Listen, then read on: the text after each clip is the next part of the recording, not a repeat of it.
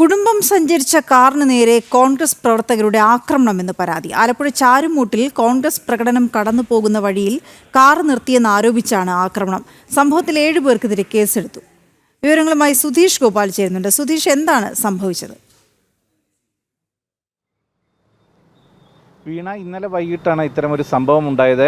അത് കായംകുളത്തിന് കിഴക്ക് ചാരുമൂട് തഴവ ജംഗ്ഷന് സമീപം കോൺഗ്രസിൻ്റെ പ്രകടനം എത്തുമ്പോൾ അതുവഴി വന്ന കാറ് അത് അവരുടെ പ്രകടനത്തിന് തടസ്സം സൃഷ്ടിച്ചു എന്ന് ആരോപിച്ചുകൊണ്ടാണ് പത്തനാപുരം സ്വദേശികൾ സഞ്ചരിച്ചിരുന്ന കാറിന് നേരെ ആക്രമണം ഉണ്ടായത്. അതിൻ്റെ ഗ്ലാസുകൾ തല്ലിപ്പൊട്ടിക്കുകയും ആ കാറിൻ്റെ ബോഡിയിൽ ക്ഷതം വരുത്തുകയും ചെയ്തു. ഇതുമായി ബന്ധപ്പെട്ടാണ് ഇപ്പോൾ 7 കോൺഗ്രസ് പ്രവർത്തകർക്കെതിരെ കേസെടുത്തിരിക്കുന്നത്.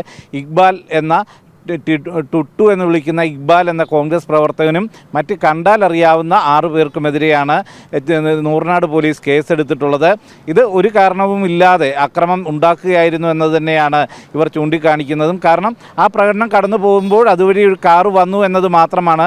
അതുകൊണ്ട് മറ്റാർക്കും യാത്രാ തടസ്സം ഒന്നും തന്നെ ഉണ്ടാവുന്നില്ല. എന്നാൽ റോഡ് ഏറ്റവും പ്രധാനമായും പ്രകടനം നടത്തുന്നതിനേക്കാൾ യാത്ര ചെയ്യുന്നതിനാണ് വിനിയോഗിക്കേണ്ടത്. ആ ഒരു ഘട്ടത്തിൽ റോഡ് ഗതാഗതത്തിന് തടസ്സം സൃഷ്ടിച്ചുകൊണ്ട് അക്രമം നടത്തി എന്നതാണ് ഇപ്പോൾ കോൺഗ്രസ് പ്രവർത്തകർക്കെതിരെ എടുത്തിട്ടുള്ള കേസ്. ഇതിൽ 7 പേർക്കെതിരെയാണ് കേസ് എടുത്തിട്ടുള്ളതും. വീണ.